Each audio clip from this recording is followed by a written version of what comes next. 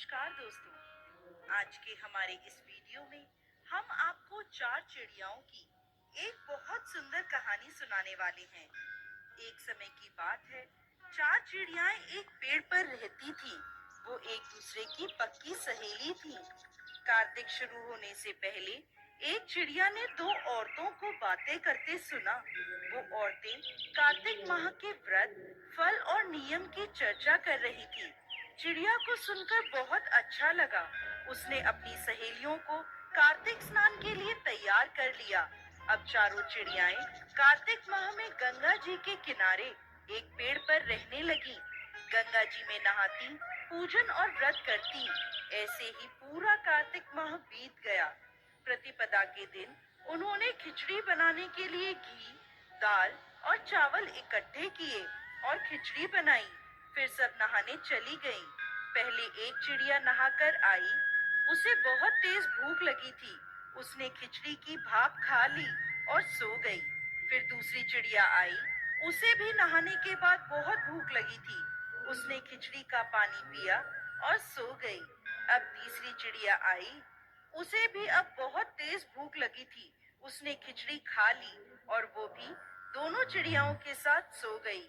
अब जब चौथी चिड़िया आई तो उसने देखा तीनों चिड़ियाएं सो रही हैं।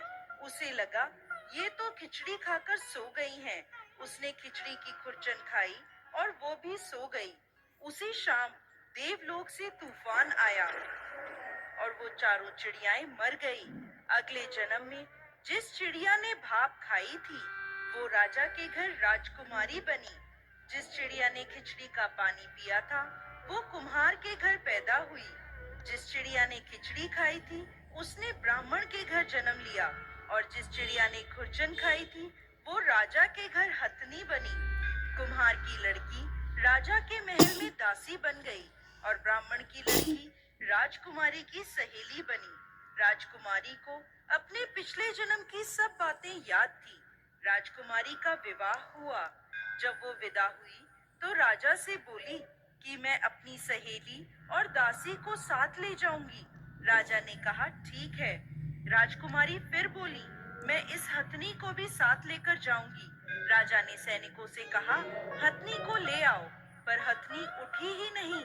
तो राजकुमारी ने हथनी के कान में जाकर अपने पिछले जन्म की सारी बात कही तो हथनी खड़ी हो गई। ये देखकर वो राजकुमार जो राजकुमारी को ब्याहने आया था बोला तुमने इसके कान में क्या कहा कि यह तुरंत खड़ी हो गई? मुझे बताओ तुम कौन हो? राजकुमारी ने उस राजकुमार को अपने पिछले जन्म की सारी बातें बता दी।